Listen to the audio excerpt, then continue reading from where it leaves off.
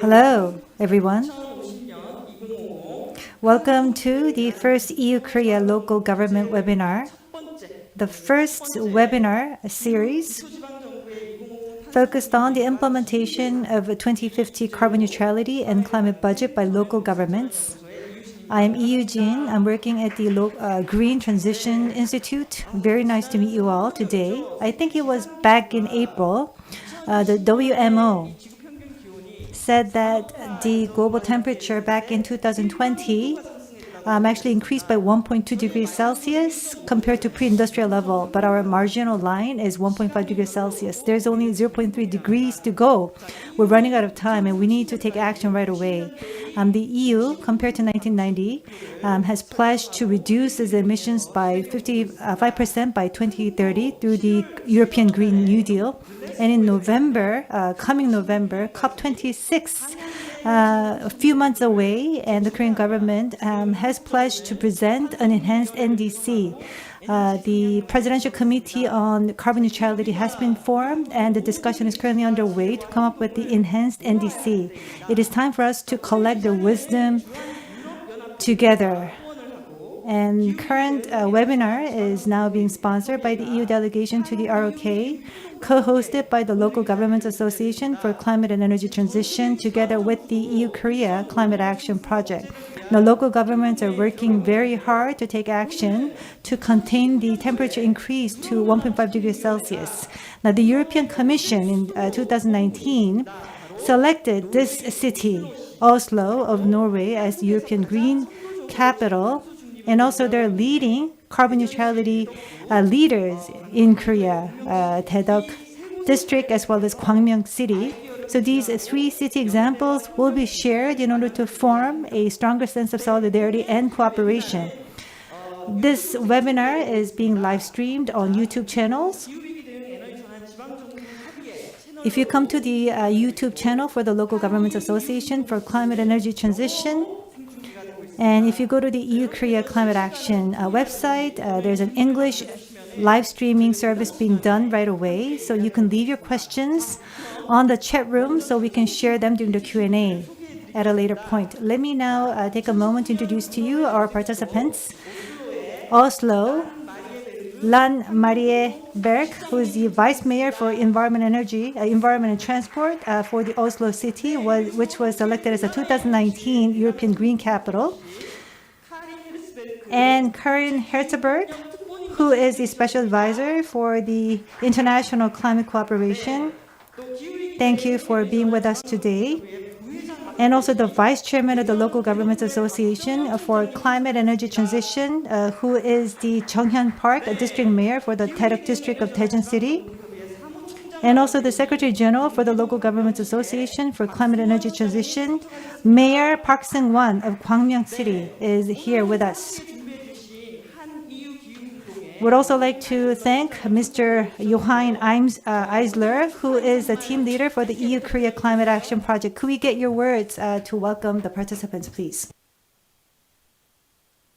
Yes, good afternoon to all of you in Korea, and a very good morning to our colleagues over in Oslo, and thanks a lot for being available at an early hour to speak and share your experiences. I would like to welcome all of you to our EU-Korea local government webinar today, called Implementation of the 2050 Carbon Neutrality and Climate Budget for Local Governments. As you are aware, Korea and the European Union have committed to achieve carbon neutrality by 2050. In order to reach this important goal, cities and local governments have a very crucial role to play, especially in managing the energy transition on the local level. But many local governments in Korea, even though they're very motivated, they are still facing some challenges at the initial stages. This is partly due to lack of experience a bit and knowledge how to do it exactly. And for that reason, they are very interested in learning from lessons learned, approaches from other countries. So recognizing these challenges, our EU-funded EU-Korea Climate Action Project, together with the local government association for climate and energy transition in Korea, are organizing today's webinar with the objective to support Korean local governments in developing measures and policies to achieve climate neutrality. During our webinar, like the moderator just mentioned, we will be hearing about the climate neutrality plans of Oslo, who is the European Green Capital of 2019, based on the very interesting climate actions that they have implemented. But also from climate policies from Gwangmyeong City and the Daedeok district of Daejeon City in Korea. So we are very grateful to have with us today the Vice Mayor for Environment and Transport of Oslo, Ms. Lan Marie Berg, and Karine Hertzberg, Special Advisor for International Climate Cooperation from the City of Oslo, who will be joining us later for the question and answer session.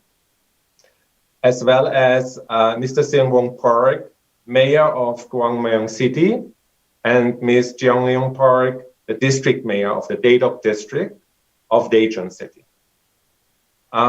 Like all of you, I'm very much looking forward to the interesting presentations that we will be hearing shortly, and following, of course, also the discussions.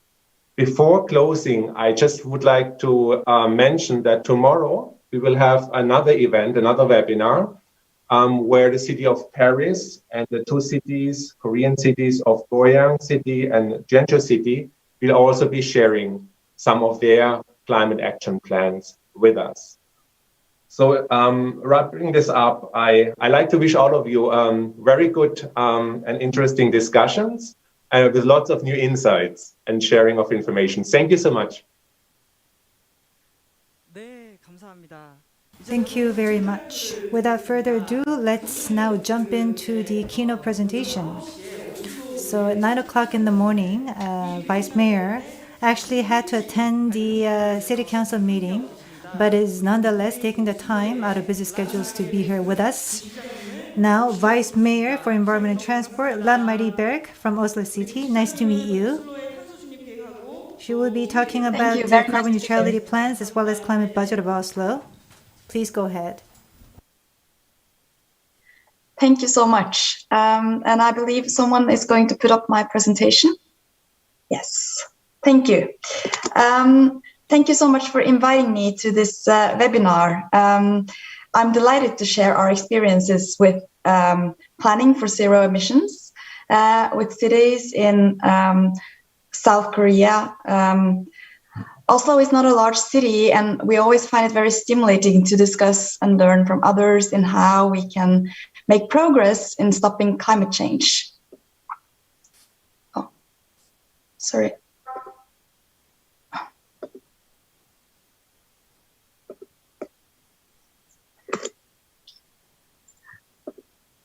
First of all, I wish to highlight the reasons why we are striving to become zero emission. The IPCC has shown us how serious it will be if we don't manage to stop climate change. Only half a degree of warming means everything for millions of people. This is a common global issue. The world needs to move faster to zero emission and carbon negativity at the middle of the century than we currently see. I will now move to what we do in Oslo. Our starting point is that handling climate change is really about making Oslo a better city to live in. Our climate strategy is not just about counting tons of carbon and building resilience. It's also about upgrading Oslo to be a better city to live in. Moving to zero emission solution has a lot of advantages. Air pollution from traffic is reduced, which is important for health. Less car traffic and more public transport reduces congestion. It improves efficiency in the city. Streets with less cars and more biking makes good city spaces for people, and it's very attractive for trade and tourism. A green city development gives more green spaces, which has been very important during the corona pandemic. And protecting forests, parks, and rivers helps to protect against extreme rainfalls and floods, which we will have more of with climate change. In 2019, Oslo was awarded the European Green Capital Green Capital Prize. It was a great recognition of the long-term sustainability work in Oslo. Our overreaching theme was a city for everyone, putting people first. Our main themes were to support green and healthy lifestyles, make urban areas attractive, green mobility, and green jobs. Our climate strategy continues to build on these perspectives. Last year in May, the City Council adopted Oslo's new climate strategy for 2030. The overreaching goals are to reduce greenhouse gas emissions by 95% by 2030 and increase resilience. We also have goals to reduce total energy consumption, to protect and increase natural carbon storage, and to reduce our indirect emissions. The climate strategy outlines 16 priority areas to follow up these 5 main goals. Our strategy is to integrate climate change into all decisions that affect the city and our planning in the future. This graph shows how emissions have developed in Oslo since 2009 and what we aim for towards 2030. We have reduced emissions considerably since 2009, but we still have a long way to go. The yellow dotted line is the trajectory that we aim for to reduce emissions by 95% by 2030. These targets have been evaluated to be in line with the ambitions in the Paris Agreement. Before I go into the climate budget, I wish to show 5 main tools for the green transition. First, set an ambitious target. This gives everyone, the administration, agencies, businesses, citizens, the direction and the market signal. Second, use the power of the purse to require emission-free solutions. Third, focus on transport. For most cities, transport is a big source of emissions, and it's hard to find good solutions. Put resources and smart people to work on it. 4, introduce technologies to capture carbon emissions. At the same time, develop a circular economy. And 5, put in place a governing system that makes sure you get on track, such as a climate budget. I will now move on to the climate budget. The climate budget is an innovation in public governance. The climate budget is fully integrated in the financial budget process. The budget clearly states what has to be done by whom, when, and at what cost. I want to emphasize that a climate budget can be developed in many forms. The important element is that it places responsibility on all agencies and departments to include emission reduction measures in their decisions. We will continue to learn and improve our own climate budget. This is an overview of the city government of Oslo. The climate budget process is managed by the City Finance Department in close cooperation with the Environment and Transport Department. However, all departments are encouraged to propose measures in the budget and to be responsible entities for implementation, including underlying agencies. There are also a number of specialized agencies under the departments. They play very important roles in the green transition. For example, the Agency for Planning and Buildings do the spatial planning and set requirements for buildings. The Waste Agency works to develop and implement solutions for a circular economy. The Agency for Urban Environment develops cycling infrastructure and regulates planning. The Climate Agency ensures that we have an overview of all emissions, tracking the climate goals and putting the picture together. The work of these agencies is also dependent on the direction given in the climate budget. Emissions in Oslo has gone down by 16% from 2009 and until 2018. We are moving in the right direction, but not fast enough. Our emissions have fallen while the city has grown. In the period 2013 to 2017, emissions went down in a total by 23%. And during this time, Oslo has grown with more than 60,000 people. The three largest emission sources in Oslo are from transport, waste management, and construction. While transport emissions are decreasing, emissions from waste management and waste incineration are increasing. We also see increased emissions from construction work. The climate budget includes measures in all these sectors and others.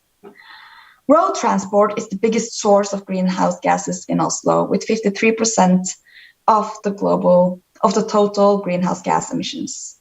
To reduce these emissions, Oslo is focusing on 1, reducing the use of cars, and 2, returning the cars, buses, and trucks emission-free. We need a lot of different measures to do this. The most important is good city planning, where spaces for people have more priority than spaces for cars. We are using both carrots and sticks. We are investing heavily in public transport and making it emission-free. By 2023, all city buses will be electric.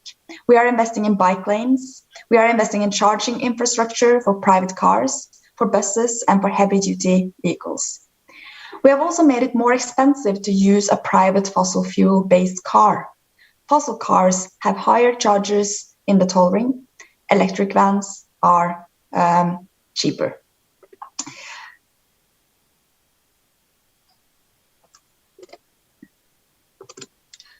So here you can see a graph as how Oslo is leading on electric vehicles and how it has developed during the past years. Construction is one of the main sources of emissions in Oslo, and they are growing. We started with pilot projects for promoting fossil-free construction. The municipal building companies require entrepreneurs to use renewable energy sources and zero-emission technology when possible. The response for the market so far has been overwhelmingly positive. Municipal undertaking for social services buildings is a pioneering business. After the successful testing of a fully electric construction site, we are now requiring fossil-free as a minimum. This means using advanced biofuels. We also put a premium on zero-emission solutions in our own projects. From 2025, the minimum requirement will be emission-free construction. We are also working on establishing similar requirements for national and private contractors as part of planning permits. We also work internationally. The transition to zero emission requires big market changes. We need electric buses, ferries, construction machinery, new energy solutions, and many other things. Oslo cannot drive this market alone, but we can have an influence together with others. Our work in the C40 network gave a major push to clean construction because we have a lot more influence as a group of cities. We also get a much faster response from the construction industry. We also try to change markets by setting requirements in public procurement for sustainable timber, for low emission buildings, materials, and so on. I have outlined the main goals and some of the key areas we work in to become zero emission. To close my talk, I wish to highlight 4 points. The first one is climate measures are good for the city overall. Secondly, strategic planning and zoning is crucial to move city development towards zero emission. Thirdly, we continue to strengthen climate leadership and governance. The climate budget builds ownership and responsibility in all departments. And fourthly, international cooperation is important to get zero emission solutions scaled up. Thank you for your attention, and we look forward to hearing from other cities' experiences.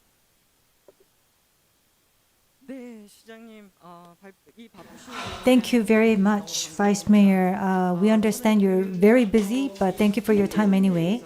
So when it comes to the climate budget system, all the departments take responsibility for the climate-related issues. That was quite impressive. And I do have a question for you. In order to implement your climate goals, now you set your targets, and their tools and the responsible departments are to be determined to get to that goal. Now, there are responsible departments, then you have the reductions in emissions, and there's a budget allocated. But usually the city really has a tight budget constraint. So what would be the priority for the climate budget system, and what's the consensus building process that you have within your city council or city government? Thank you, and that's a very good question. And especially also with the Corona crisis, we have felt that our budget is also strained. But what we see is that what we did when we came into the city government in 2015 was that we included the climate budget as an own chapter in our budget book. So that means that whenever during the budget process, our climate budget and our climate goals is also with us during the whole planning process. So the departments needs to identify what kind of measures they can introduce under their responsibility, and they will talk with our climate department, which can give advice to the different departments. And then in the end, the climate department is also identifying what kind of measures that should be done in order to reach our climate goals and the goal to go to 2030, so that every year when we go to the when we come to the budget process, we will know what kind of measures that we can do as a local government to reach our climate goals, and if that measures needs money, we have to either put money onto that measure, or we have to find another measure that maybe can be more restrictive, more sort of a stick measure, because that costs often less money. So that forces us to all the time think about what kind of measures that we have to implement, and that everyone, not only me, not only the vice mayor for finance, but everyone needs to think about how we can reach our climate goals, and it's an important part of our budget process. So I think that it forces us all to be responsible when it comes to our climate goals, also during the budget process. So I don't think that it has been a big problem so far, but the big problem is that we also need to cooperate, of course, with the national government, because we can't do everything on our own as a local government with the things that we can do. So we have to. We are totally dependent on a good cooperation also with the national government.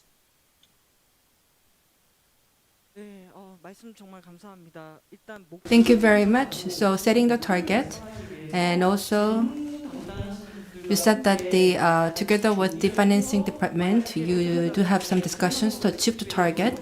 And if you cannot find out the appropriate measure, then you still try to find out some alternative. And so that was your remark. And there is actually a consensus for the need of the carbon budget. And I think this makes the system sustainable. I think you're in a hurry, right? Do you have to leave now? Or can I ask one more question before you leave? Yes, we have time for one more question.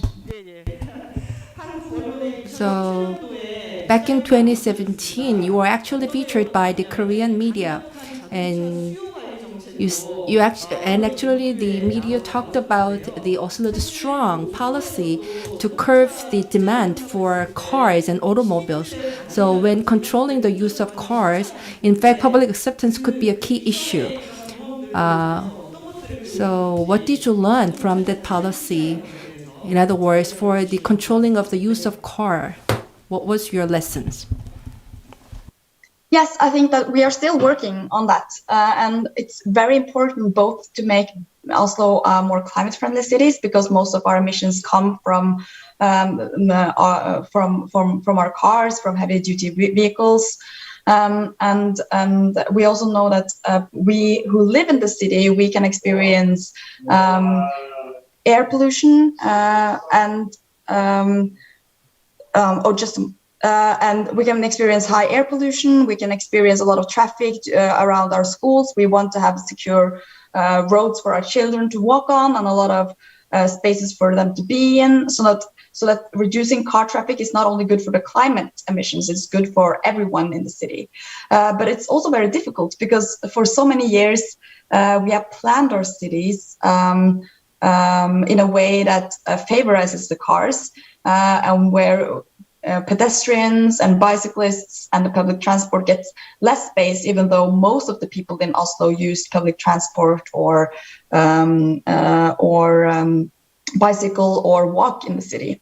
So that we try all the time to take space away from the cars and to give it back to the people. And that, of course, sometimes creates a little bit of tension in the local communities because people are used to have their parking spots outside their doorstep or they're used to having a lot more freedom with driving their cars.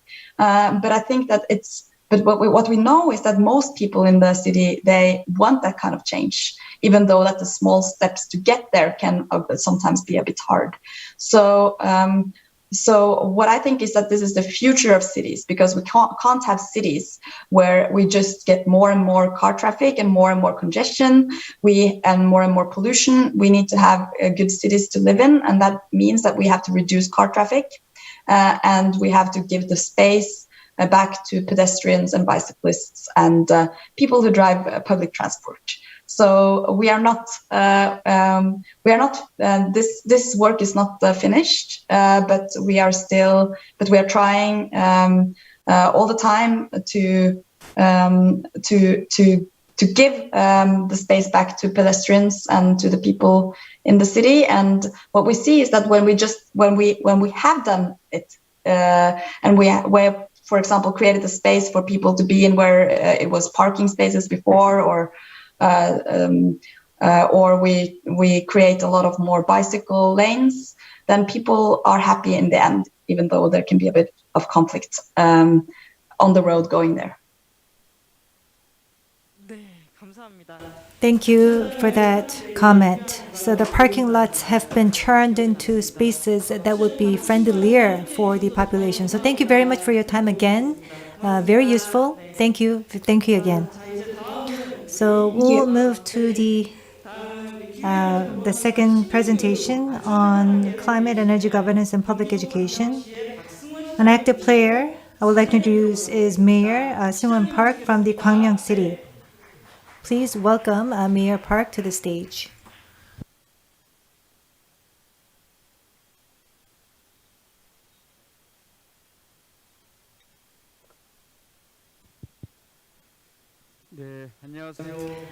Good afternoon and good morning. I am Park Seung-won. I'm the mayor of Gwangmyeong City.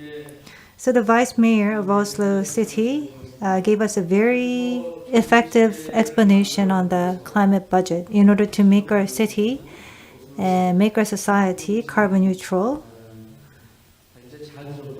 Oslo City is leading the way. We learned a lot from you, and we would like to also follow in your footsteps to introduce the carbon-aware or carbon-sensitive budgeting in our city to become a carbon-neutral society. So let's begin the presentation. The Gwangmyeong City is a city where the efforts of the local government come together with the citizens. Back in 2017, the citizens came together to form the energy planning citizen team, and they came up to establish the 2030 carbon goals. Now we have specific action plans that are currently being worked out. We're working on that, but what is really important is that the citizens are coming together as one with the city government. And through public education and civic participation, we're making a lot of headway. So we're actually starting this as a campaign. because all of a sudden we cannot just proclaim that we're going to become a carbon neutral city. That doesn't mean that we'll be able to get an involvement of all the citizens all at once. It is really important to build this consensus across society. So we're doing it as part of a very long-term campaign to reach that carbon neutrality goal. So Gwangmyeong City, located in the Gyeonggi province, it's a population about 300,000, very near the Seoul capital. Gwangmyeong City, 70% of the area is green areas, and the rest is a concentrated public apartment, houses, and buildings that are closely located with one another. This is Gwangmyeong City. One of the landmarks is Gwangmyeong Cave. 1 million people come to see the city together with the cave. We're trying to become an experience-based tourist city.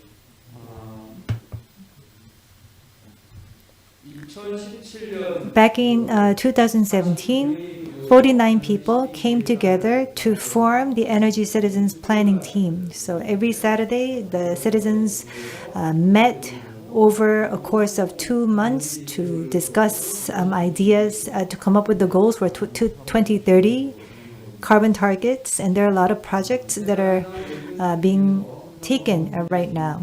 Many of the ideas have been put into action, one of which includes establishment of the Department of Climate Crisis and Energy Conversion. So we have a dedicated division for that. And also, we have a governance agency called the Climate and Energy Center, which is all about training and educating citizen instructors. We also have a Gwangmyeong Autonomous University, which has installed a new curriculum, new major for climate energy studies for citizens. So public education continues as we speak. As for the citizen instructors, they're being cultivated, and they're dispatched to different schools to provide climate education. We believe this is another form of green jobs. Every year, we're nurturing these people, and they go to, for example, community centers, welfare centers, and provide climate education. So anyone can join in. In Gwangmyeong City, we have a project for building a low-carbon green apartments. The reason we decided to focus our efforts on this is because we have a lot of tall apartment buildings in the Gwangmyeong City. We wanted to come up with policies to reduce our energy consumption. And 300 households, about 34% of which are taking part in the campaign. We call it 10-10-10 project. Every 10th of the month, they will turn their lights off for 10 minutes at 10 o'clock at night. So we're trying to actually increase the participation of the communities. We also have a civic sunlight power plant in operation. This is about citizens coming together to set up an energy cooperative. We only have 3 energy cooperatives power plants, but these citizens meet to run a civic sunlight power plant. Now, we actually took a step further to establish a Gwangmyeong virtual power plant. It is budgeted, funded by the Gwangmyeong City, the city government, and the citizen cooperatives are formed with participation of the citizens. And there's also a separate special entity that is put in place to, for example, sell and trade electricity. Many citizens are taking keen interest in this, and they're also taking part in the cooperative work. On the rooftop of buildings or villa condominiums, on the rooftops, we'll put a solar PV panels and to utilize them as virtual power plant for power generation. And this is to become an RE100 in the local community, citizen-led solar power generation. Gwangmyeong Net Zero Energy Cafes, 17 of them are in operation. This is very interesting, a project, because this is becoming a hub of energy transition. becomes a very basis of the citizen movements. We're trying to expand the number of energy cafes, energy conversion cafes, education, experience, hands-on experience, community club activities can take place surrounding this base. So they play central roles in energy transition. We also have a project called Cool Roof Project. This is alleviating our temperature by about 5.3 degrees Celsius, the temperature, by painting heat shields to block solar heat for buildings. We have done this for many buildings in Gwangmyeong. And in the Gwangmyeong city, there are many old, outdated houses. Those areas that want to renew their areas, they can take part in the project on their own initiative. We're also working to secure eco-friendly hydrogen energy infrastructures. Kia Motor is one of the major leading companies in the region. HyNet and Kia Motor Company had an MOU ceremony today, and as early as next year, hybrid type of hydrogen charging stations will be installed within the Kia Motor Company site. People want to buy EVs, but they have problems in terms of ensuring access to charging stations. But once this charging station is constructed, that it will give a lot of incentives for the citizens to transition their vehicles to an EV type. And Kia Motor is also coming up with a lot of strategies to produce eco-friendly cars. And along the way, Gwangmyeong City is working very closely with Kia Motor.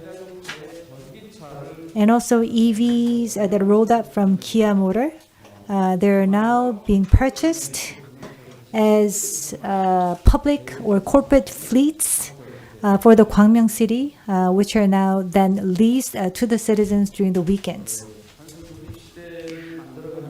We're trying to become carbon neutral, and we want to do that together with the citizens. That is our basic strategy and our goals. The Republic of Korea, in terms of setting the targets and goals, once we have our eyes set on the directions and the targets, we can really accelerate the process. We're probably the fastest country in terms of taking action and implementation.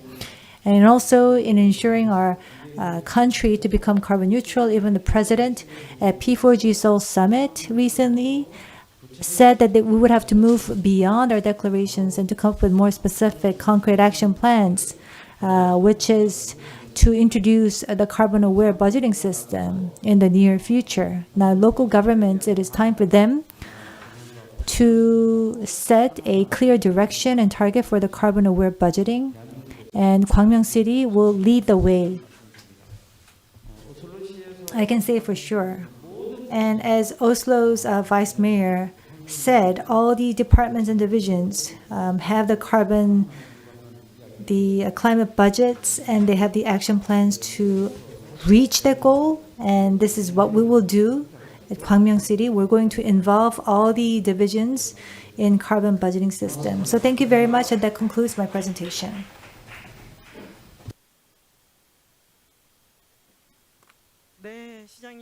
Thank you very much, Mayor Park.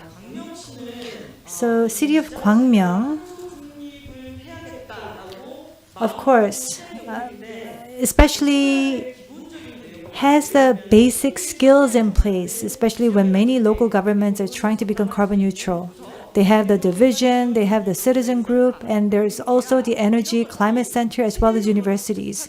All of these necessary infrastructures and systems have been put in place with the leadership exercised by the city government. In terms of carbon-aware budget as well as climate budget, these ideas are currently being tested and experimented in the Gwangmyeong City.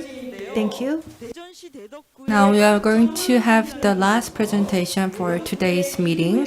Park Jeong-hyeon, District Mayor of Daedeok District of Daejeon City, will give us a presentation on climate energy transition policies and carbon-aware budgeting of the local government. Good afternoon. Yes, I am the mayor of Daedeok district. My name is Park Jeong-hyeon. Very nice to meet you. I was very pleased to hear the story of Oslo, which was selected as the environment capital of Europe. And I hope that my presentation could be also helpful. So this is my photo. You see, this is me in preparation for the running toward the carbon neutrality. So I'm going to talk about the current situations in Daedeok district, and also the Green New Deal projects that we have implemented, and also the energy transition projects, as well as the carbon aware budget system that we are currently implementing. As you know, the Daedeok, we have mountain and also well-preserved areas in the east. We have a Daejeon mountain and also the Daejeon lake. So a lot of people are visiting Daedeok to visit these beautiful places. At the same time, we also have industrial complexes in the west. So we have the Daedeok Industrial Complex and also surrounding Pyeongcheon-dong area. We have many industrial engineering sites. In other words, here you see that we actually have two great contrasts in one city.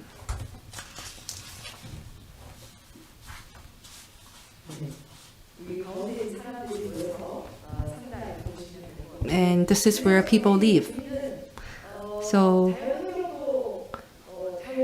yes, here you see we have two double duties, that we have to preserve our natural environment. At the same time, we have to take actions to reduce greenhouse gas emissions coming from industrial complexes. And therefore, starting from 2020, the Daedeok district had set first priority onto the climate policy. So Daedeok is pursuing the various Green New Deal projects. And in fact, in year 2020, the Korea became famous for its quarantine measures to fight against the COVID-19 crisis. But when it comes to the climate change, in fact, the Korea had a long way to go. But then last year, the local governments came together and announced the climate crisis declaration. And finally, last year in October, the Korean president announced the carbon neutrality declaration. So we are actually making our transition toward the K neutrality, and Daedeok is committed to taking leadership in this journey.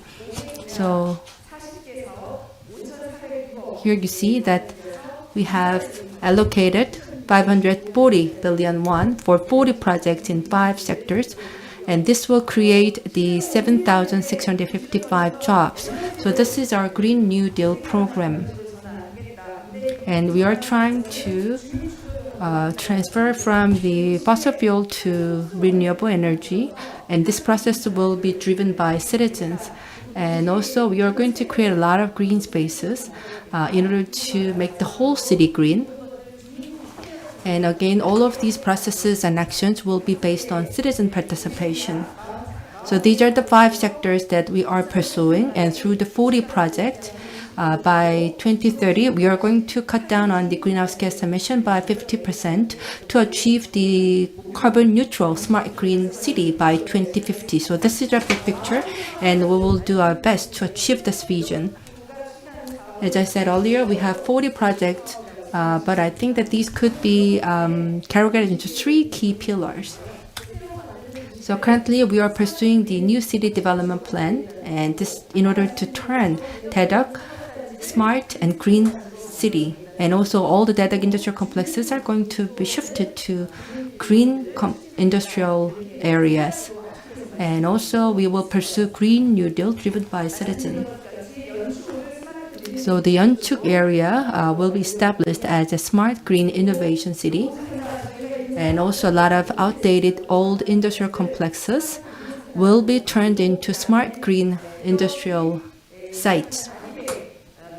And also we are going to have the RE100 project to discover the companies with innovative energy solution.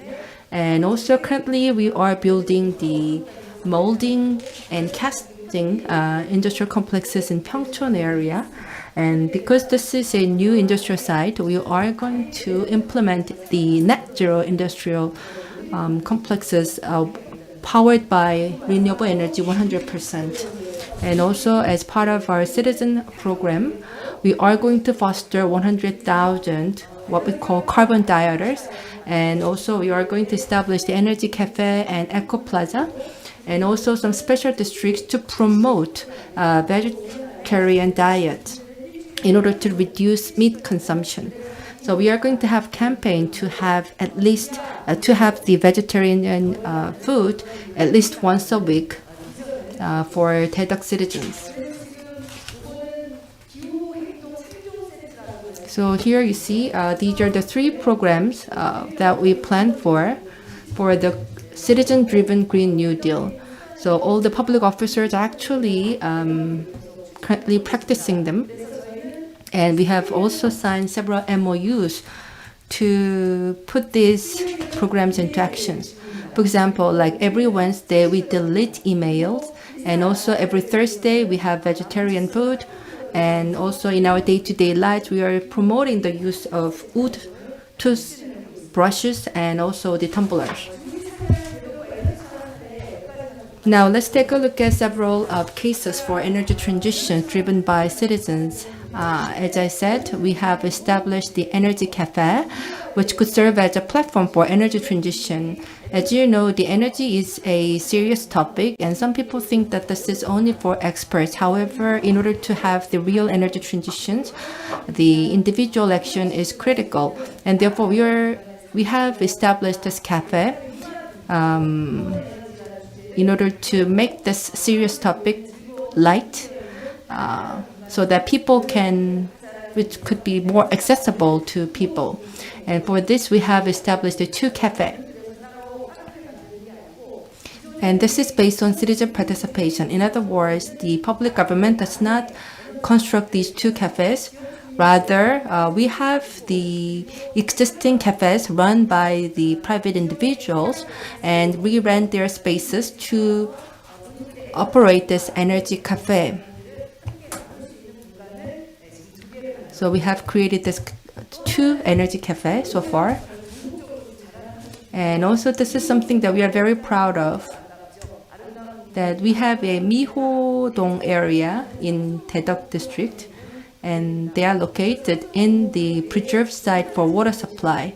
So there are farmers living there. And in Korea, we have the public market that sell and buy local agricultural products.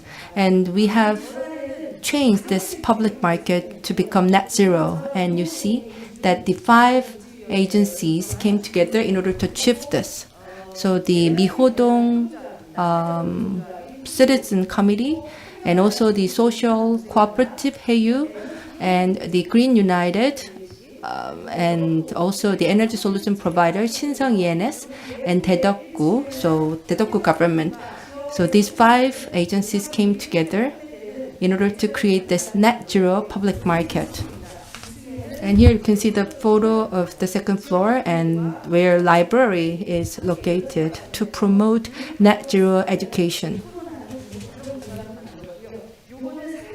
And this is the symbol that's installed in front of this public market. So again, this is to raise the public awareness for the importance of 1.5 degrees Celsius. So usually the local government only provide the financial assistance, and the private sectors run these programs.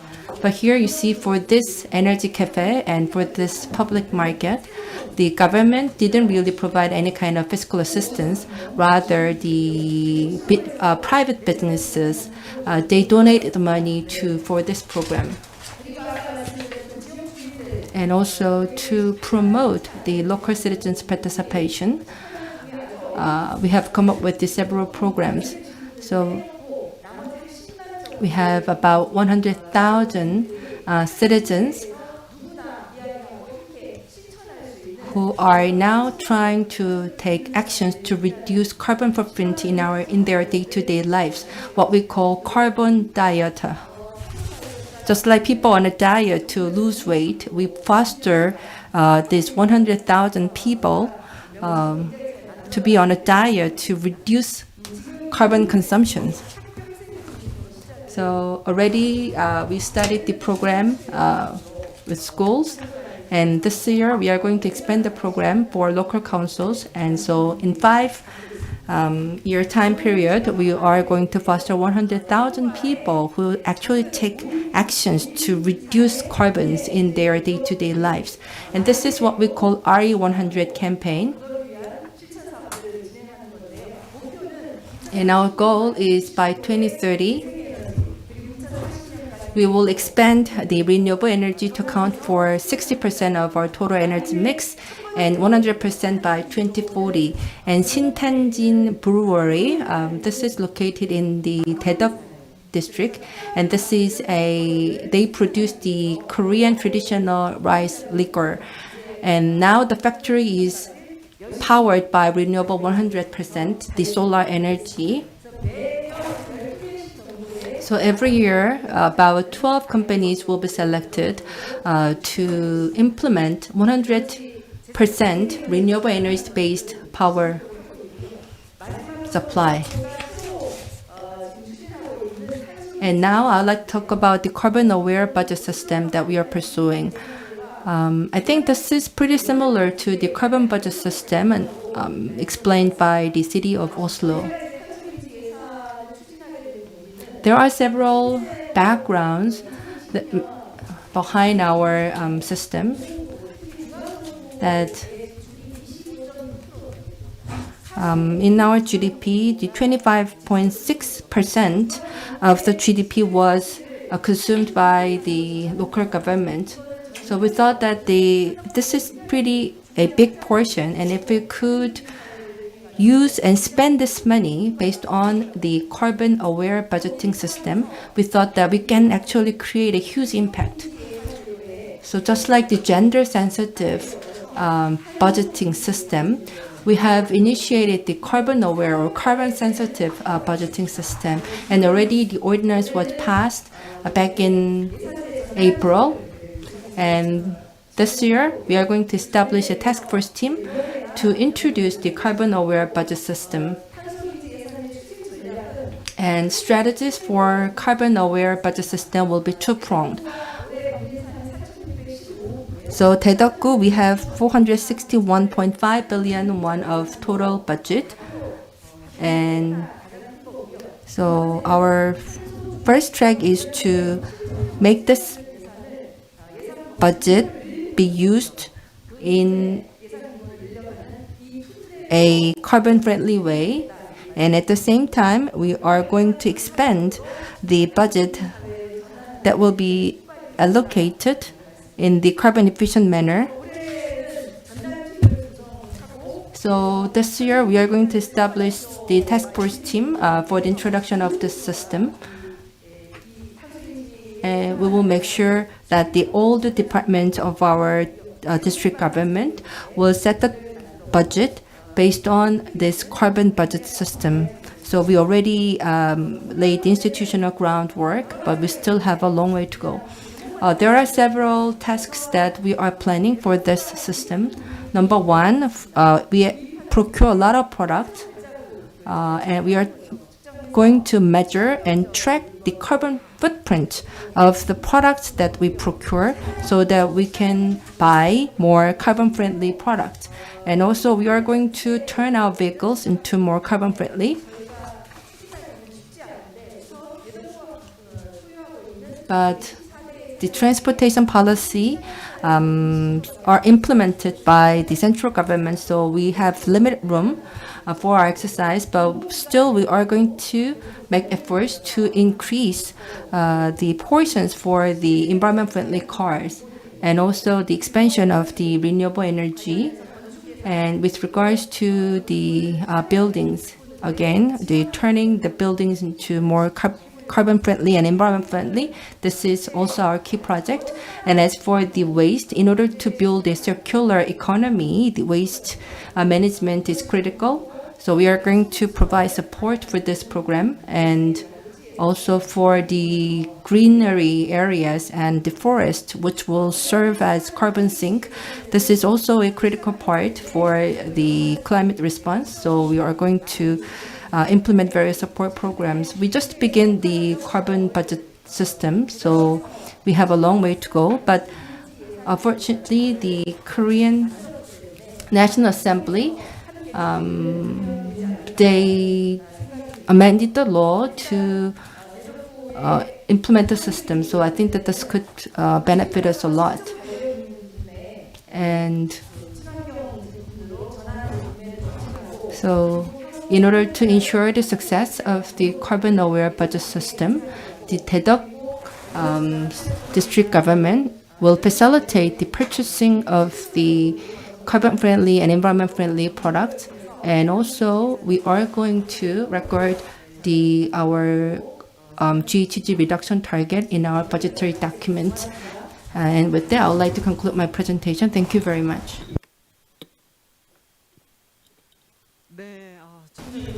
Thank you, Governor. So back in March, we actually had the hearing and discussion on how to implement the carbon-aware budget system. And in fact, in a very short period of time, I think that Daedeok district government made a huge progress. Especially, you said that for the whole amount of the Daedeok's budget, you said that you're going to allocate them in a carbon-friendly manner, and also you will expand the budget for the carbon budgeting. And I think these are very important. Now we are going to move on to the discussion session.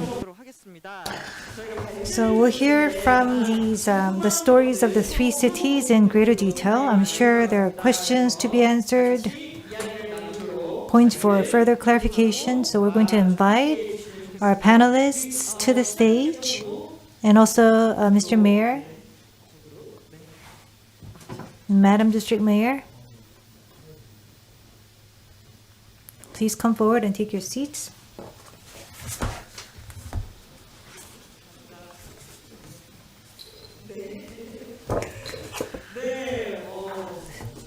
Yes, so three cities are now finally meeting one another. And due to the City Council schedule, our Vice Mayor, Lan Marie Berg, is unfortunately unable to join us, but Ms. Karine, a Special Advisor for the International Climate Cooperation, is joining in online. So our Special Advisor for International Climate Cooperation, perhaps we would like to get your impression. Oslo's example is very well known, but you've heard just from the two cities in Korea. Have you ever had any experience with the Korean cities? Have you heard of their stories before?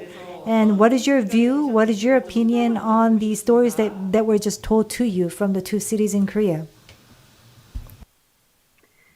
Thank you so much. Can you hear me okay? Yes, good. It was very interesting to listen to the two presentations from Gwangmyeong and Daedeok, and different, but in also with some similarities. I think it was very interesting to hear about the emphasis on education and jobs in Gwangmyeong, and how you engage the universities in climate education. I think this is an area where we could also do more in Oslo. We have a similar kind of project called Climate Pilots, which are young people that are trained by the Climate Agency, and they work with secondary schools and high schools to talk about climate change, but we haven't taken the same step into business and jobs and that whole scope of work. And our Vice Mayor, Lan Marie Berg, in her presentation said that we are continually working on our climate budget to find ways to make it more effective or to be more comprehensive.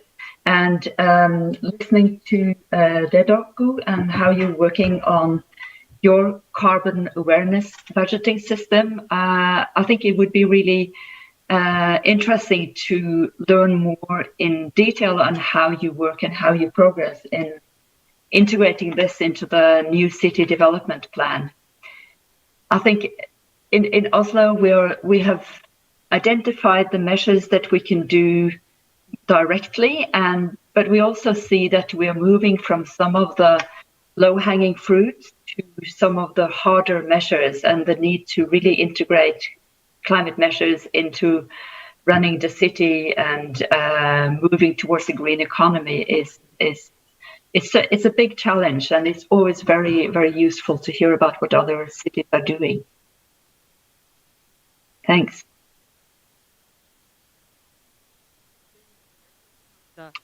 Thank you very much. Now to Gwangmyeong Mayor. Could we get your view? There's actually a very long list of questions for you. So, what is your take on the three presentations thus far? Oslo City said that all the departments and divisions are responsible for the climate budget system. That was very impressive, just in and of itself, because the departments, they're given that due responsibilities. That means you have a mechanism and system in place to ensure that they undertake the responsibility. Especially when I'm running a city government, for example, there are silos in the divisions. There's a lack of connection and linkages across the divisions. So in order to put a very effective structure in place, I'm sure probably you've spent a lot of time trying to build that consensus and to come to a decision. The Vice Mayor for Environment is leading these efforts, but for example, you have a Vice Mayor for Finance and other responsible leaders for the city government. So how do you work in collaboration with these different leaders across the city government, whether there are any conflicts? How do you, for example, resolve differences in opinions? So I want to understand more. We have about 300 people that are living in Gwangmyeong City. What we're trying to do is to get more people involved, to get their buy-in. And learning from the Oslo City, I think, especially in relation to climate budget, will be very useful for us. We want to be able to learn more from you so that we can put that lessons in our system. So we want to learn more about the process of how you deal with the climate budget. Yes, so when it comes to climate budget, I think more questions will be probably asked in relation to how that system is actually run and operated. And we had some questions from the citizens as well. Capacity building. For example, there are certain projects that could actually lead to more emissions. So how do you, for example, conduct assessment of those projects? Are they completely excluded from your assessment? Because climate budget, as was explained by Vice Mayor, I think we want to really understand the actual operation and functioning of the climate budget, if that is possible. Yes, should I respond? Yes. So the process of developing the climate budget, it starts at the agency's level. There is a budget instruction that goes from the Department of Finance early in the year. And it instructs all agencies to, of course, give input on their financial budget, but also to provide input on the climate budget. There are the climate goals of the city of Oslo that leads to the 95% reduction in 2030. That gives a trajectory. So we know what the gap is between our current emissions and the goals we want to be at. So all the different agencies are instructed within their area, their authority, to identify measures that give emission reductions. That could be restrictions of parking, it could be measures in waste management, it could be measures to reduce consumption of fossil fuels in other forms of transportation, such as ferries, trucks, and so on. Measures within construction work to move to zero emission solutions. And so the different agencies for planning, for waste, for the urban environment, outline possible measures. The climate agency has a very central role in going through all of these measures and to perform a sort of assessment of the emission reduction effect in terms of tons of CO2.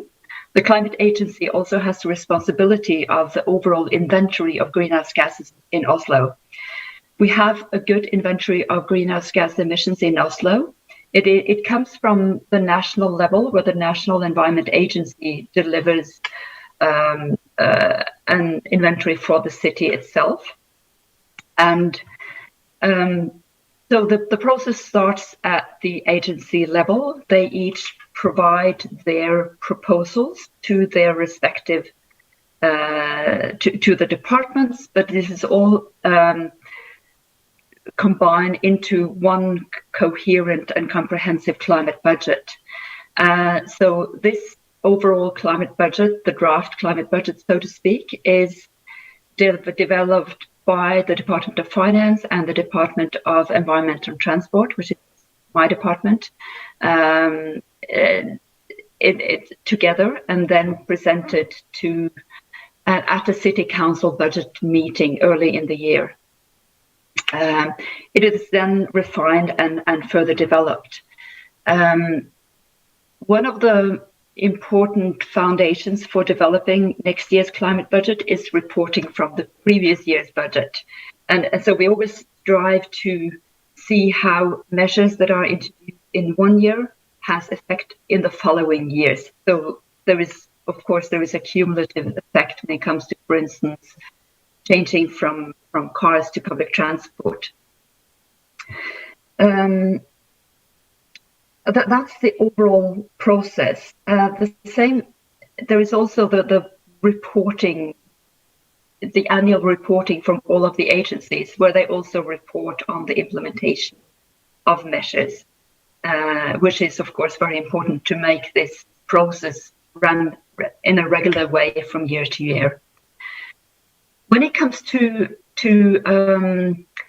building that ownership that all departments feel responsible, I should add that in the platform for the city government, which is from the governing mayor and the 11 vice mayors that are responsible for different departments, this is very clearly anchored in the city government political platform. So there is ownership at the highest level of city government. The governing mayor himself is very, this is a very important issue from the governing mayor at the top and throughout. And I think that is also a very important part of the picture. So I think that was my response.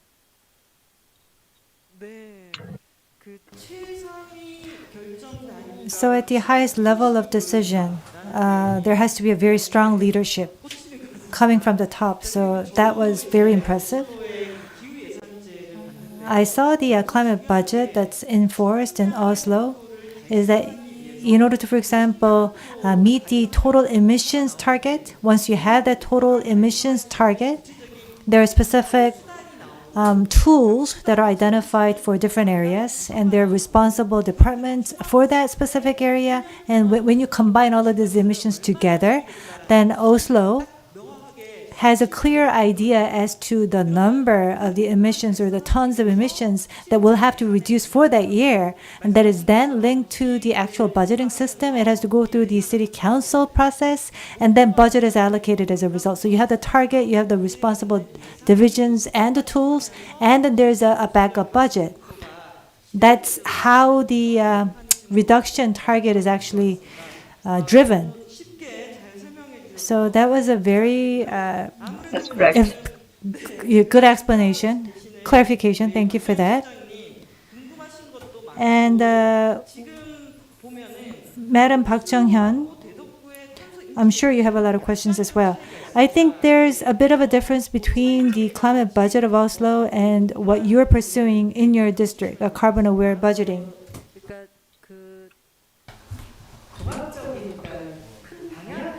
So I think that the overall direction, we have similar directions. So both of us, both of the cities, we are trying to achieve the carbon neutrality.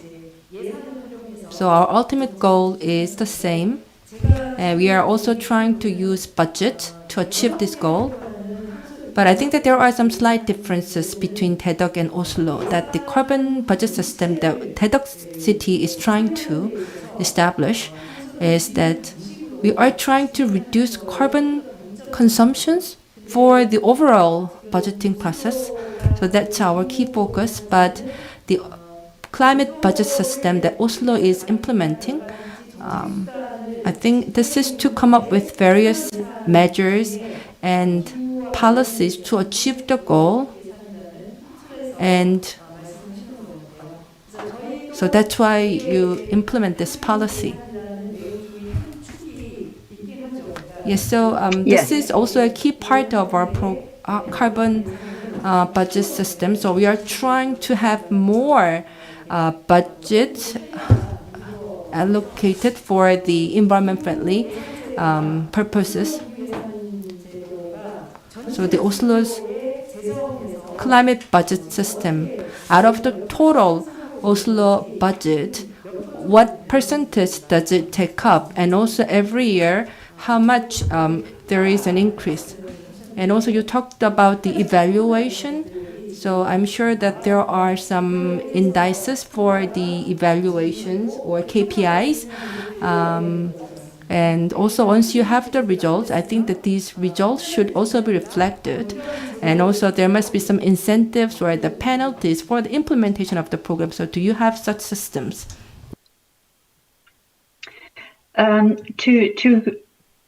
To answer your first question, the climate budget is actually a budget of emissions. So the climate budget itself describes the effect on greenhouse gas emissions, and it sums up all of the reductions that come from implementing different measures in different sectors. The financial budget is a different budget, and the linkage is that because we have a climate budget and have a target and have measures that need to be implemented, this is then reflected in the financial budget, in where you need to actually have additional finance or shift finance to be able to implement those budgets. To be able to implement the emission reduction measures. So there's a difference in that sense that it's a budget of emissions and not of money. When it comes to how do we make sure that we have implementation and sort of compliance with this, it's a little bit like it's not a sort of compliance system in a rigid sense. But it becomes like all other budgetary decisions, that the decision is made to implement an action. And of course, when you estimate the effect on emissions on specific measures, you do that in forehand. You're not 100% certain about exactly what the effect will be. So what we do is that in addition to having the estimates of how much emissions will be reduced by these measures, we use a series of indicators to track the changes in behavior, to track changes, for instance, in the composition of the car fleet, of vehicles.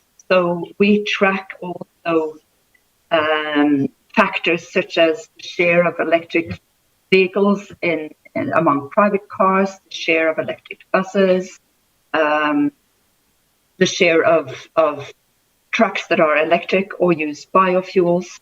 So we track a lot of indicators that show whether we are going in the right direction or not in terms of whether we are moving to low emission solutions or not before we have the actual emission numbers. I think I should add in this that we're now in the process of developing our 6th climate budget, and we see that because we now have 5 years of experience, all of the agencies are becoming increasingly knowledgeable. They get more experience. They are becoming more and more experts in their field, whether it's planning, building, running schools and nursery homes. They are getting more and more experience in where are the good solutions and how do we make progress in implementing low emission solutions. And I think that's an important point, that we continually can improve our own practice. Thanks.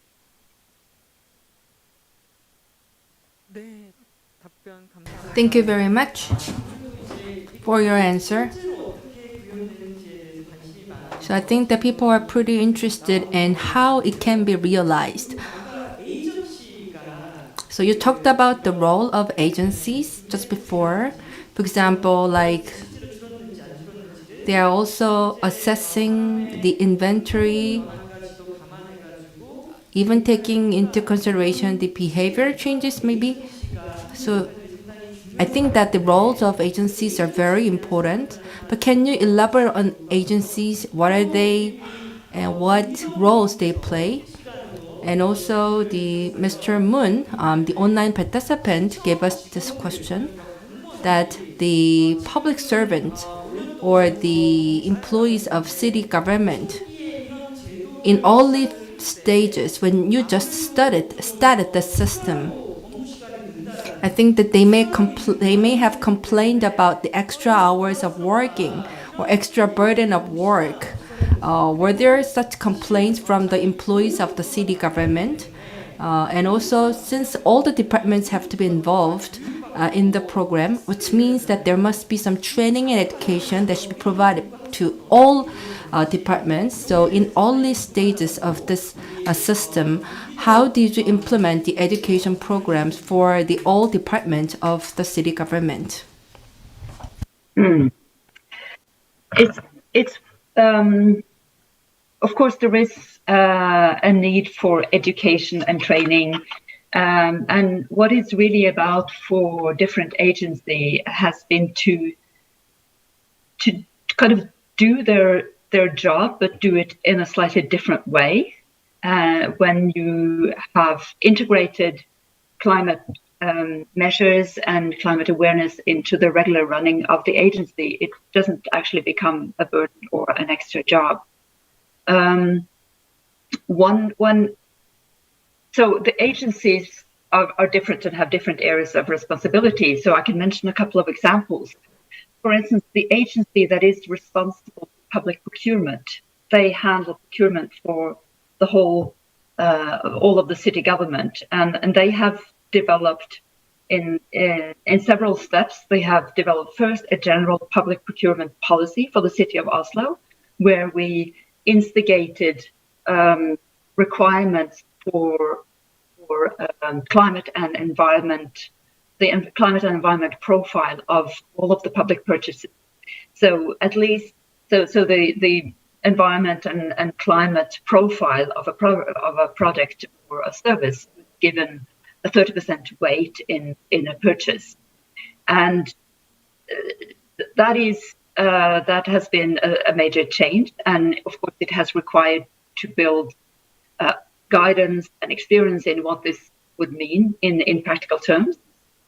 the agency has now got more and more experience in doing that, and has been able to take further steps, for instance, when it comes to construction. And when it comes to setting the requirements in construction, they have cooperated with the Building and Planning Agency, the entity in the municipality that is actually responsible for building new buildings and renovating existing buildings, such as schools, nursery homes, and so on. So part of the training has been to apply their current expertise, but to integrate the climate awareness, the climate criteria. They have, of course, we are able to draw upon a lot of expertise from the national and international level, from research agencies and institutes that do the relevant technical analysis.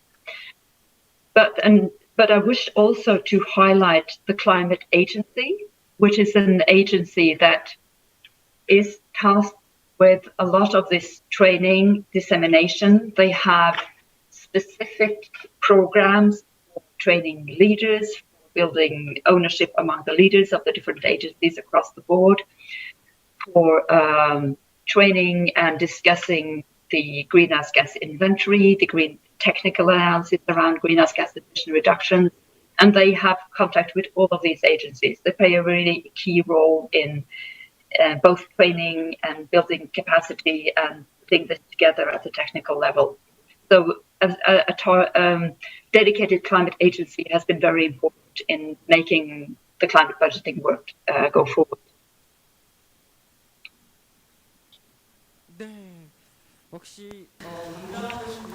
So the responsible division, having that division in place, that's very important.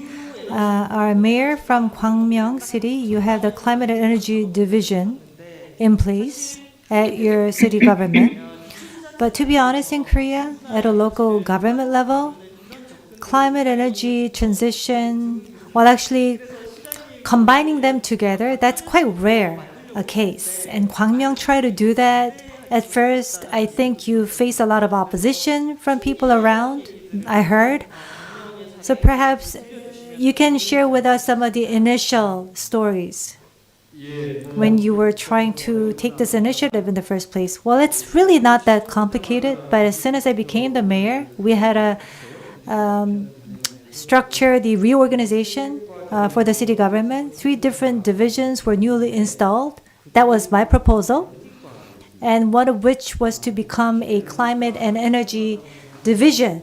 And when I made the proposal to establish this division, a lot of government officials were saying, why is that so urgent? We have so many urgent, pressing issues at hand. Why do we have to all of a sudden install this division? We can do that later on. It's not an urgent issue to take on. That's what people were saying. But of course, city government, we have to focus on near-term goals, but we have to look at long-term goals as well. So to prepare for the future, that is why we needed to put in place the climate and energy division. And we had to go through the buy-in process. And fortunately, we were able to establish the division for climate energy. The division head is still in that position, has been in that position for 3 years. So this climate and energy division, well, because the local government, the head of the local government is very committed to this goal. So the head of that division is working very hard. So I'm grateful to that. And I have a short question for you. So the climate budget system, well, I thought that, for example, in order to buy an electric vehicle, to buy an eco-friendly car, for example, subsidy could be provided by the local government. That's what I thought when we said climate budget. But it is about, for example, waste reduction, reducing the use of cars, reducing the transport based on fossil fuels. There are different policies that are being enforced by the city of Oslo. But it could really lead to opposition or backlash from the citizens if you don't do it right. So I want to understand whether there were any examples of any citizen opposing to this idea proposed by the city government. So in terms of demand management, well, I think the vice mayor even mentioned this, that parking lots are turning into different public spaces for citizens. For Oslo's policies, for example, very much focus on reducing the use of transport, cars. So doesn't that really cause inconveniences on the part of the citizens? Are citizens happy with this? Are they okay with it? Are there any conflicts with the citizens? I think that's just the question. That's a very realistic concern, I think. Could you give us your opinions on that?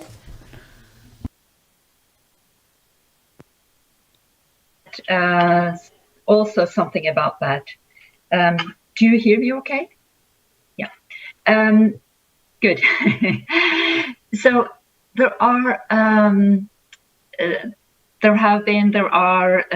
some conflicts around specific measures in different ways in different parts of the city. First of all, I should say that the main strategy is to primarily work with the city center and those areas where there is a well-developed public transport system already when it comes to things such as removing parking spaces. So, of course, there is a difference between the inner city and the parts of the city that are further out, where people would need to use a car more. So, for instance, when it comes to removing parking spaces, there has been opposition to that in parts of the city, in some streets where there will no longer be that number of available parking spaces. This has been handled in different ways. One way is that parking spaces have been allocated to that different part of the city, so that you can get a permit if you live in that part of the city, which would make it difficult for people who are driving into the city from other places to sort of park right on the street. On the other hand, there's still a lot of parking spaces available, but they might be in parking houses, slightly more difficult to go to and to use. So it makes it a little bit more complicated, but there is still an availability there. What's also important is that those issues that are giving rise to some conflict, that are about reducing some of the opportunities to drive cars freely into the city and park very easily in the city, that they have been complemented by large investments in public transport, which has been going on for several years. And it really means that the easiest and fastest way to go in and out of the city center is by public transport, by and large, and a majority of people use that. So it's not as if you take away parking spaces and make it harder to drive without giving people an alternative. So there's a very deliberate approach to having those alternatives into place and improving those alternatives, such as having more frequent routes on public transport, whether it's the buses or the trams, the underground. Also in building and developing the bicycling network. A lot of people have been concerned that it hasn't been, they don't feel that it's been safe to ride a bike in the city of Oslo, because you'd have to share the road with cars and so on. This has improved a lot in recent years, that a much higher share now say that they feel it's safe to cycle in Oslo, and the share of cyclists has gone up because we have dedicated bike lanes, and that's really a key to improve that side of things. So it's an ongoing challenge to balance that there will be local opposition in some places when you introduce some of the newer or restrictive measures. The overall benefit perhaps is distributed up to more people, and it takes time before you see the benefits. So yeah, good information and making the alternatives available and high quality has been really important. And it's the transport sector where we have seen these conflicts.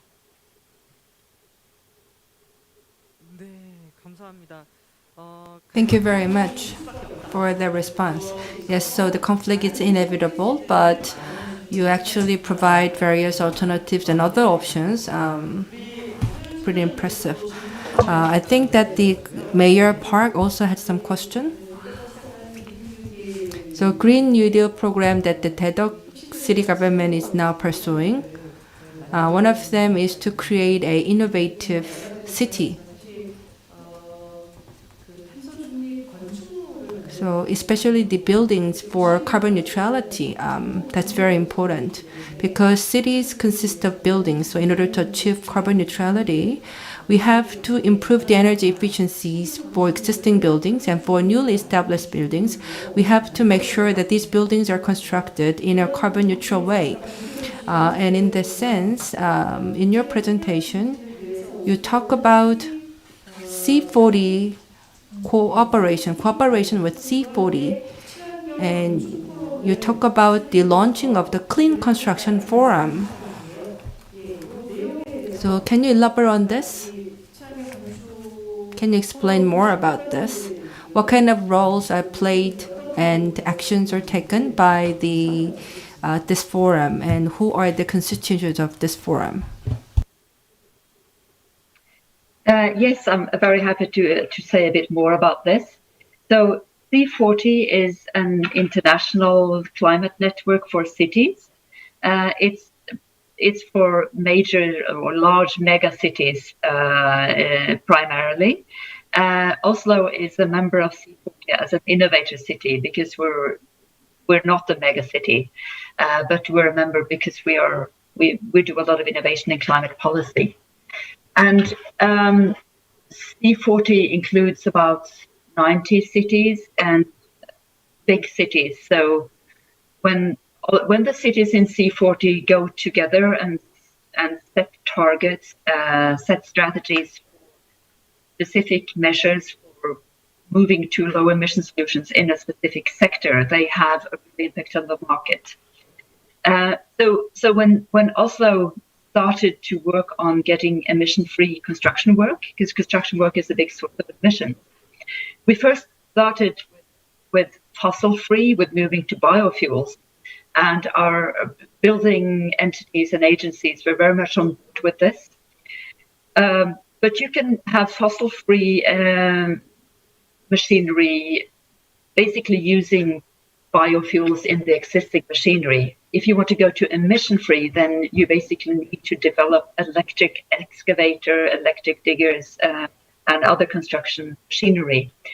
And to be able to find out, so how can we get that kind of machinery developed? How can we get enough sort of weight behind our own strategy to be able to influence the industry? We found out that we needed international partners.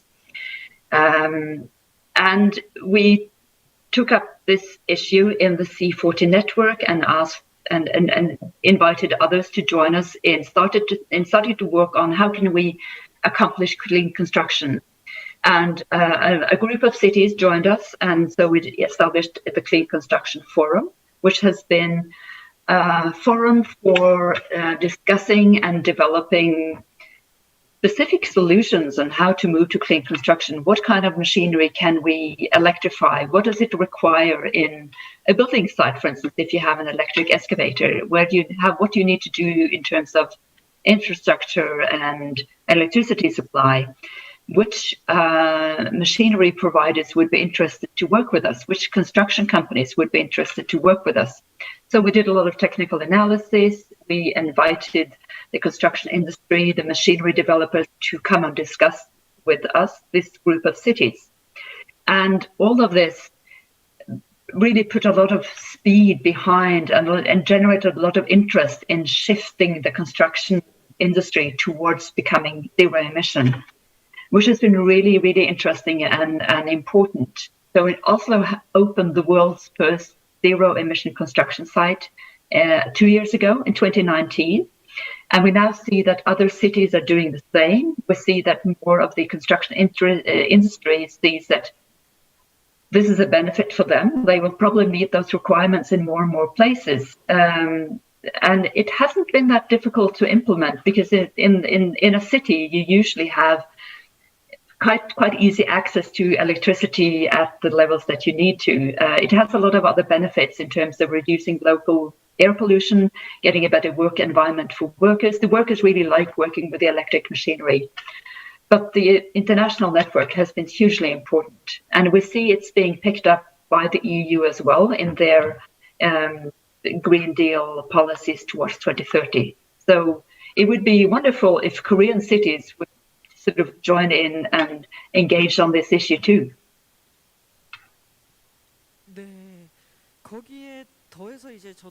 On top of that, I have a question for you.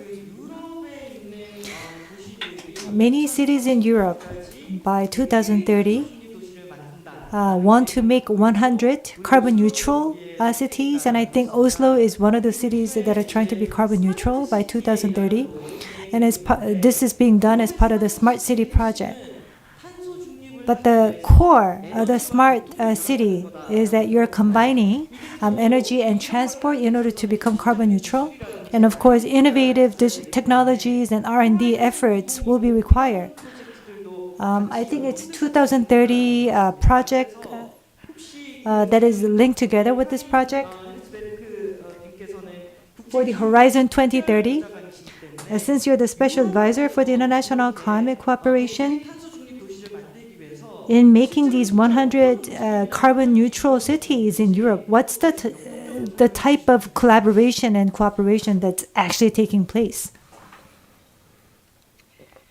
So there is already a lot of collaboration taking place in Europe among European cities. There has been for several years now a big R&D and program going on called Horizon 2020, and there will now be a new program called Horizon Europe. One of the projects, a major project that Oslo is participating in, is called Move 21, which is about moving to emission-free transport. It's very much about electrification of transport, so across the board, all forms of transport. And it includes cities as well as research agencies and government agencies. The 100 climate neutral cities is, I think, still not finally decided upon. Joachim may be able to say more about this. We are expecting a clarification or a final decision to move ahead with the project called 100 Climate Neutral Cities sometime in June, July. So what I have seen so far about the climate neutral cities is that they will want to recruit at least 100 cities to set climate neutrality targets. They will help drive cooperation between those cities when it comes to developing solutions locally that can be spread and scaled up in other cities. They will also, is my understanding, have what they call a city climate contract. Because as my vice mayor said, there is always a dependence on what happens at the national level. And that goes for Oslo and for other cities as well. Our opportunities to implement zero emission solutions is also dependent on national level policies. And I believe that what will be an important part of the 100 climate neutral cities is a sort of a city climate contract that also involves the national government, so that the national government at some level also agrees to join up and be supportive of the city efforts to become carbon neutral, and which I think is a very important strategic part of the 100 Climate Neutral Cities program when it starts. I think someone central in the EU can explain more about this.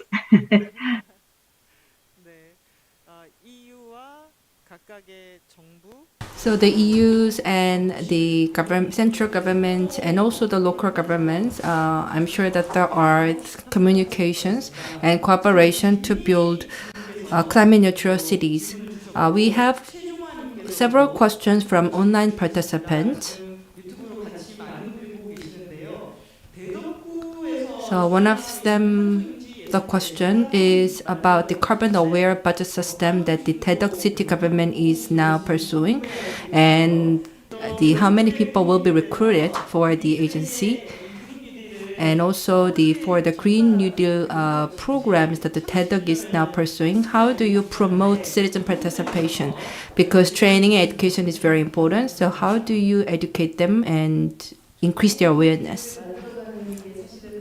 Yes, so creating organization, I think that's one of the most difficult challenges.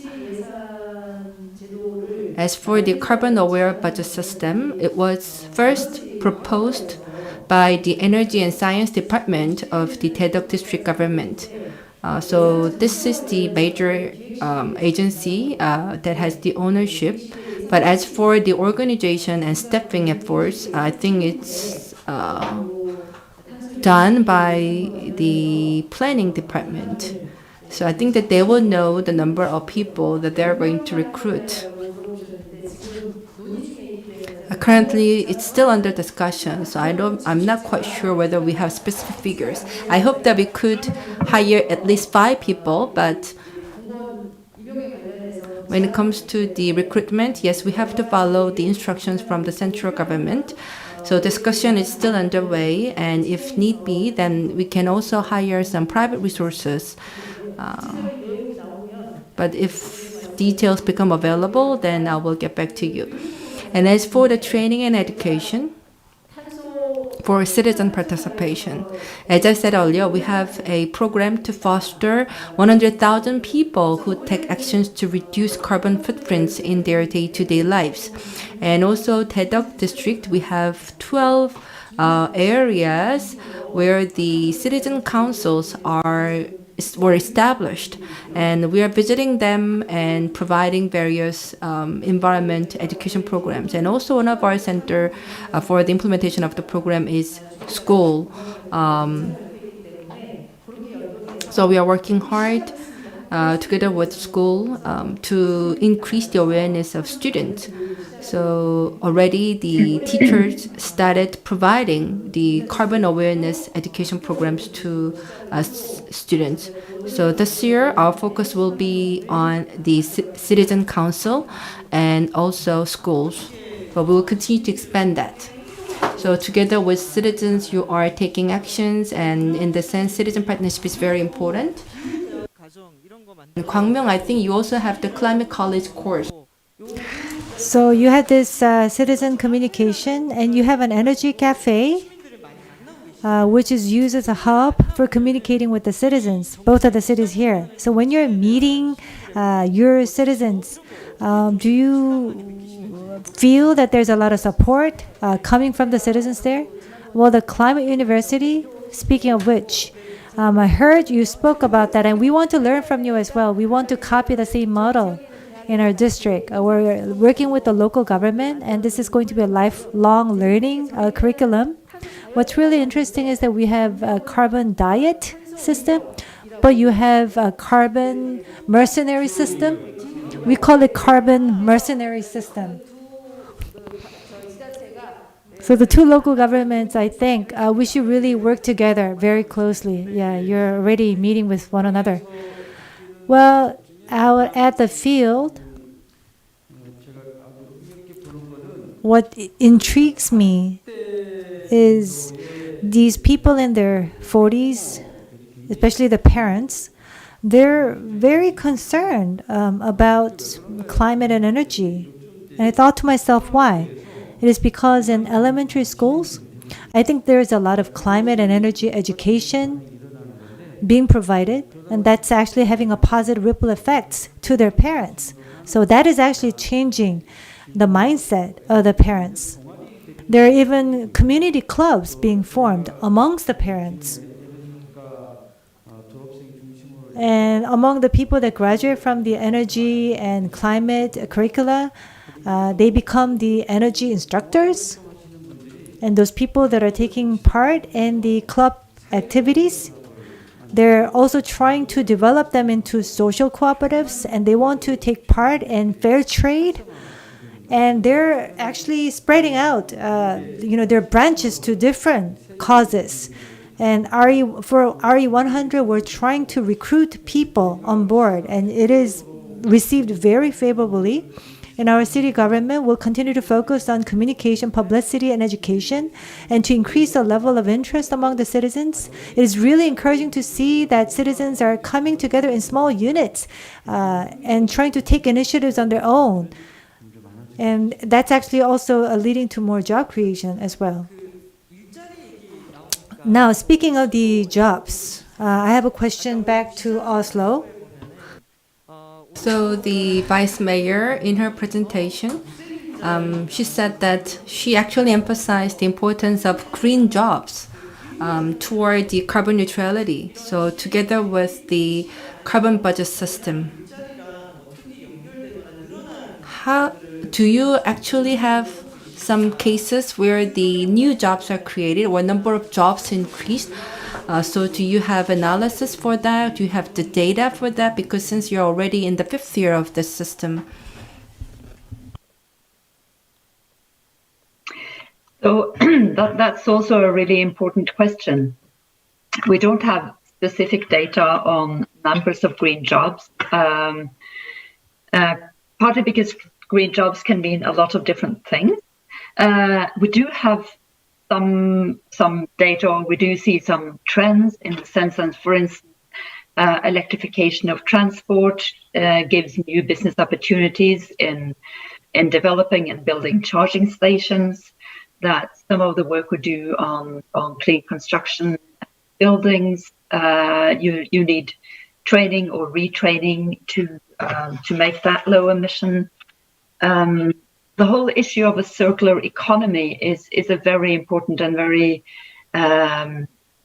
exciting area of work. We're now developing a strategy for circular economy, which will probably change how we handle waste, the need to build systems for recycling different segments, different parts of material types, different handling of that waste.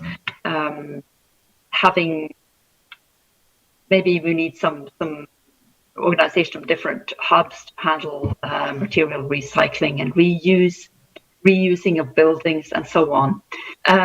So we are looking at this, trying to implement this in our current strategies. We also have 3 innovation districts in Oslo that are all of them working to develop the innovation districts to themselves, become zero emission. One of them is doing some very innovative work in terms of new buildings, housing, and so on. Another one has a lot of research groups and institutes that will work on new solutions more broadly. And it's a very exciting area that we are following closely and expect that we'll see more results in the years to come.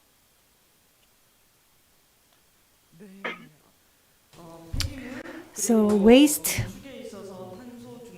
and carbon neutral construction, making the sites more eco-friendly, and institutions and research. And Oslo is trying to look at, for example, different green jobs that are related to these different initiatives. And actually, it was very enlightening for me to hear directly from the Oslo city government officials, whereas I was just looking at your case examples in literature and documents. I think we've come to the end of the session. We have our 2 government officials from Korea and from Oslo city government official. Perhaps we can share our final thoughts as to what we've learned, what progress that we were able to make to conclude our session. So some final thoughts, starting with Mayor of Gwangmyeong City, Mayor Park. This has been a very meaningful occasion for me. If we liberate ourselves from the COVID-19 crisis, I think the first city that I will want to visit is Oslo, Norway. We would like to meet you in person and to have deeper dialogue.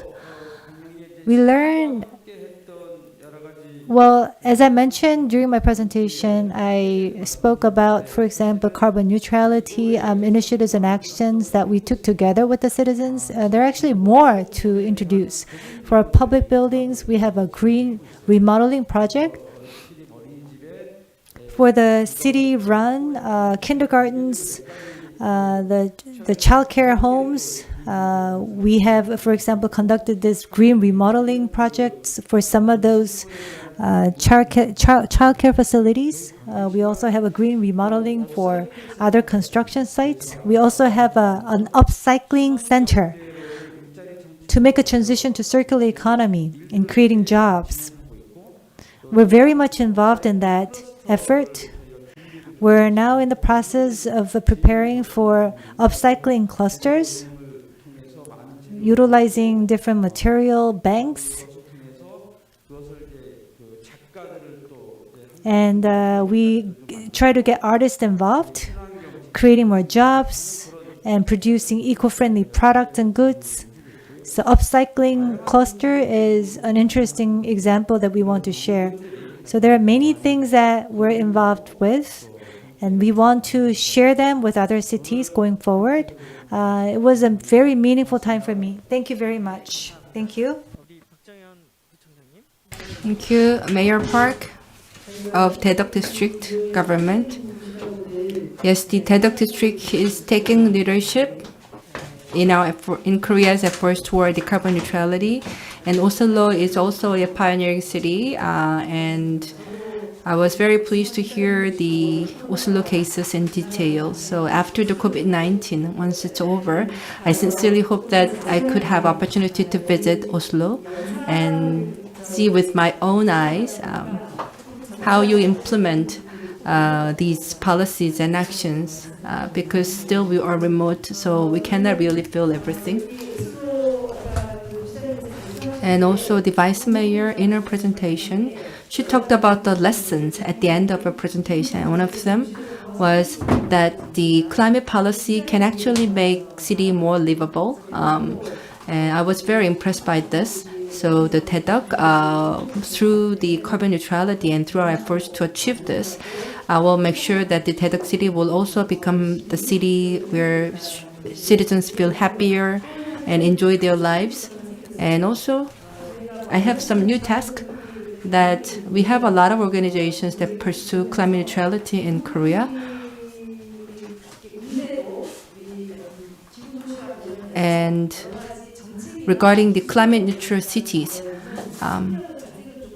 in fact, I think we still have a long way to go to have the full swing cooperations between the cities. So we know that the other cities are doing such things, but we actually have to have some platform for concrete cooperation where we can meet together and discuss in a very practical and pragmatic way. So, and in that sense, I think building such cooperation platform is very important for us to have the real practical policy coordination in response to the climate change. So together with the Gwangmyeong mayor, I'll make sure that I'm going to establish such platform, maybe within the existing organization, or if need be, I can create some new organization. And I think and with this, we can also promote cooperation with the European cities or other parts of the world. Well, the more we meet, the more workload that we impose on ourselves. So thank you very much. Our special advisor from Oslo, thank you very much for your clear explanation.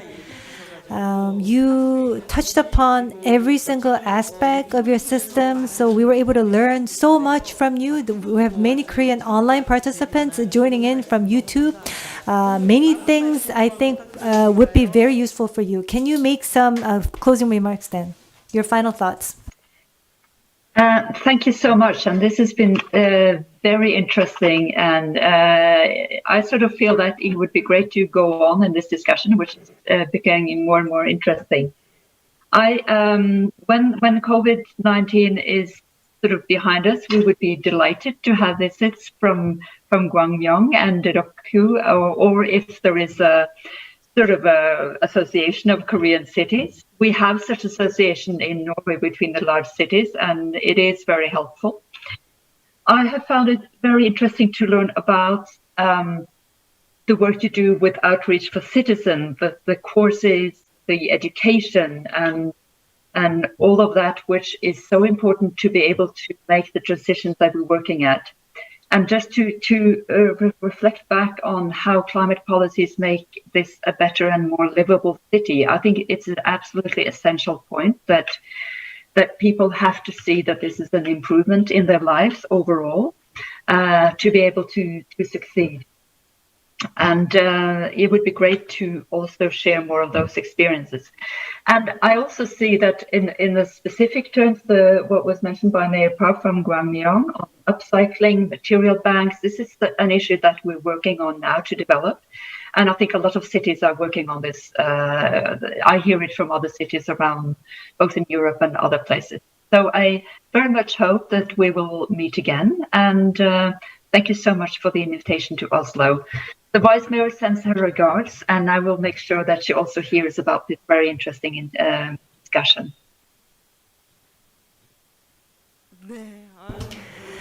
Thank you very much for your time again. Would also like to thank the government officials here for their time, and those of us joining in virtually on YouTube. Thank you very much, and to our citizens as well. So this concludes our webinar, Series 1. We'll be talking with the city mayors from Paris, as well as Jeju, Vice Mayor, and also from Jeonju and Daejeon. We'll talk about the city's role in terms of carbon neutrality. So we ask for your continued participation. Thank you very much. This concludes our seminar. Thank you.